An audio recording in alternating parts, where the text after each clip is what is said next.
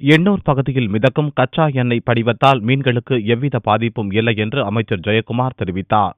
சென்னை எண்ணூர் பகுதியில் கடலில் கலந்துள்ள கச்சா எண்ணெய் அகற்றும் பணியை அமைச்சர் ஜெயக்குமார் பார்வையிட்டார். பின்னர் செய்தியாளர்களிடம் பேசிய அவர், வியாழக்கிழமையன்று கச்சா எண்ணெய் படிவம் முழுவதும் அகற்றப்படும் என்றும், கச்சா எண்ணெய் கடலில் கலந்ததால் மீன்களுக்கு எவ்வித பாதிப்பும் இல்லை என்றும், பொதுமக்கள் பயனின்றி மீன் சாப்பிடலாம் என்றும், தற்போது கடலில் பிடித்து சமைத்த மீனை தாம் சாப்பிட்டதாகவும் கூறினார்.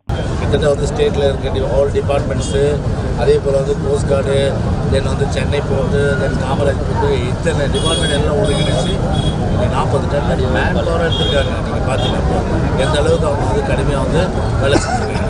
ஸோ இது ஒரு நீலாங்கரையில் கொஞ்சம் ஆலிபுரத்தில் கொஞ்சம் அங்கே ஒரு 5% இருக்கும், அதையும் ரிமூவ் பண்ணிவிடுவோம்.